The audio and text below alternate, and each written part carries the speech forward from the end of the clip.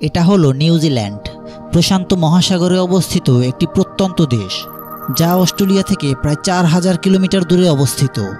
এই শান্তিপূর্ণ দেশটি পৃথিবীর সবচেয়ে নিরাপদ এবং সুন্দর দেশগুলির মধ্যে একটি।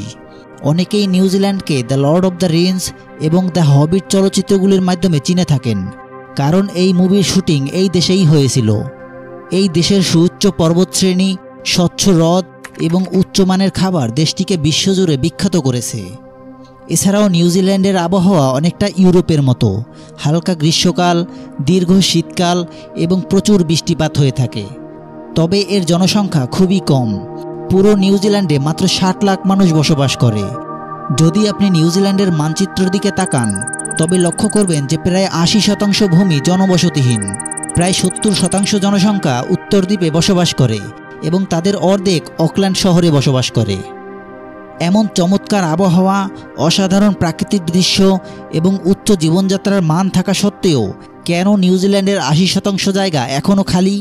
এই ভিডিওতে আমরা নিউজিল্যান্ডের এই শূন্যতার পেছনের গোপন গল্পটি উন্মোচন করব, একটি অন্ধকার সত্য যা হয়তো কেউ আপনাকে কখনোই বলেনি।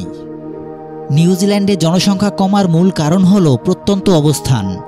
যখন আপনি বিশ্বের মানচিত্র দেখবেন, তখন দেখতে পাবেন এটি প্রতিটি মহাদেশ থেকে অনেক দূরে অবস্থিত। আপনি যদি এশিয়া, ইউরোপ কিংবা আফ্রিকা থেকে বিমানে ভ্রমণ করেন, তবে এখানে পৌঁছাতে প্রায় 18 থেকে 22 ঘন্টা সময় লাগতে পারে। তাহলে কিভাবে মানুষ প্রথম এই বিচ্ছিন্ন দ্বীপে এসেছিল? ঐতিহাসিকদের মতে 8ম শতাব্দীর দিকে কুপে নামক একজন মাউরি জেলে এই ভূমি আবিষ্কার করেন। মাউরিরা ছিল প্রশান্ত মহাসাগরীয় দ্বীপপুঞ্জের দক্ষ নাবিক। কুপে এবং তার দল মাছ ধরার সময় একটি সমস্যার সম্মুখীন হয়। এই সমস্যা সমাধানের জন্য তারা খাদ্য সমৃদ্ধ একটি নতুন স্থানের সন্ধানে সমুদ্র পাড়ি দিয়ে একটি দীর্ঘ যাত্রা শুরু করেন। কয়েকদিনের কঠিন সমুদ্রযাত্রার পর তারা পর্বতে ঘেরা একটি সবুজ দ্বীপ দেখতে পায়।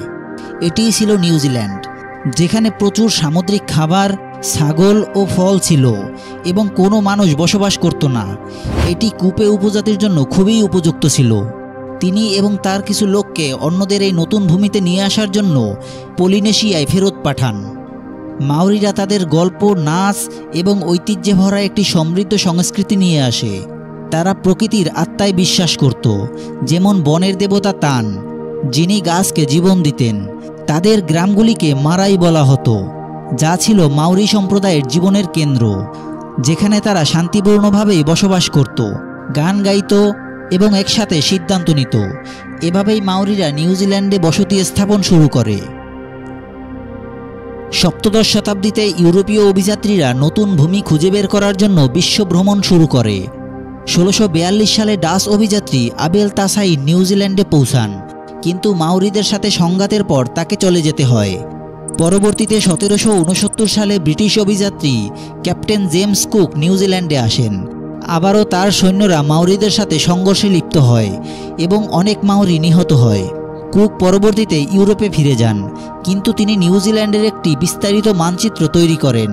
এই মানচিত্র ইউরোপীয়দের অষ্টাদশ শতাব্দীর দিকে নিউজিল্যান্ডে আসা শুরু করতে সাহায্য করে। তারা মাউরিদের সাথে ব্যবসা শুরু করেন এবং এখানে বসতি স্থাপনের জন্য কাজ করতে থাকেন। 1840 সালে মাউরি এবং ব্রিটিশরা ওয়াইতাঙ্গি চুক্তি স্বাক্ষর করে। তারা নিউজিল্যান্ডকে ব্রিটিশ সাম্রাজ্যের অংশ করে তোলে। ইউরোপীয়রা আসার পর মাউরিদের জনসংখ্যা উল্লেখযোগ্যভাবে হ্রাস পায়। 1840 সালে প্রায় 2 লাখ মাউরি ছিল, কিন্তু 100 বছরের মধ্যে তা 40,000-এ নেমে আসে। এর প্রধানত 2টি কারণ ছিল। প্রথমত, ইউরোপীয়রা গুটি বসন্তের মতো রোগ নিয়ে আসে, যার বিরুদ্ধে মাউরিদের শরীরে কোনো রোগ প্রতিরোধ ক্ষমতাই ছিল না। দ্বিতীয়ত, 19শ শতাব্দীতে মাউরি এবং ব্রিটিশদের মধ্যে ভূমি নিয়ে অনেক যুদ্ধ হয়।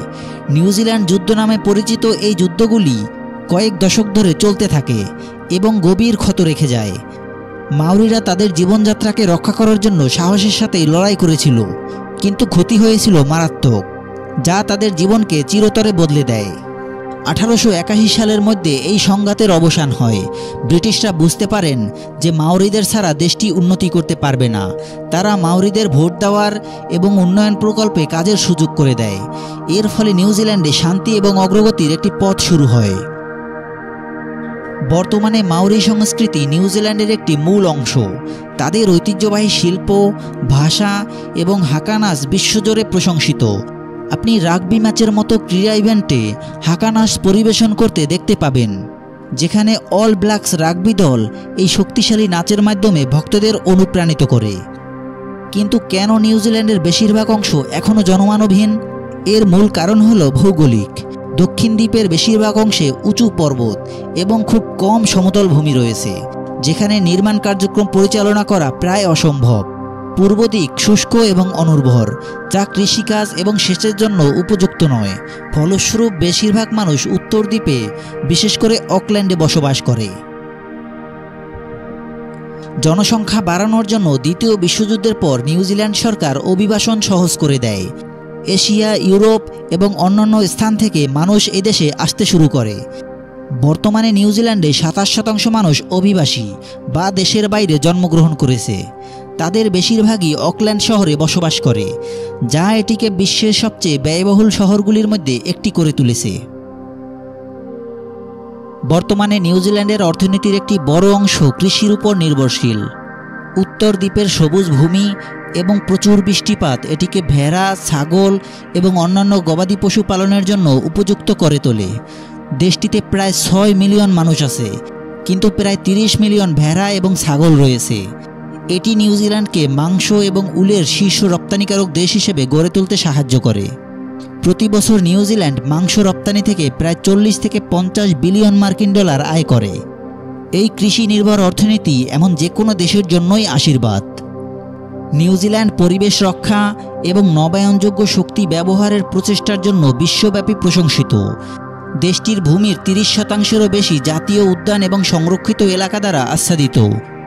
সরকার 2035 সালের মধ্যে 100% নবায়ন শক্তি ব্যবহারের লক্ষ্য নিয়েছে, যেখানে বায়ু এবং জলবিদ্যুৎ ইতিমধ্যেই বাড়িঘরগুলিকে আলোকিত করছে।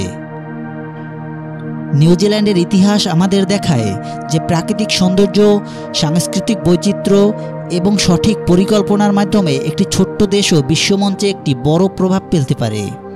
কিন্তু নিউজিল্যান্ডের গল্পটি কেবল সৌন্দর্যের গল্প নয়, এটি আমাদের সকলের জন্য একটি শিক্ষা। এটি দেখায় যে কিভাবে একটি ছোট জাতির অগ্রগতি সংরক্ষণ, সংস্কৃতি এবং উদ্ভাবনের মধ্যে ভারসাম্য বজায় রাখতে পারে। এর দ্বারা প্রমাণ করে যে একটি ছোট্ট বিচ্ছিন্ন ভূমিও বিশ্বকে অনুপ্রাণিত করতে পারে।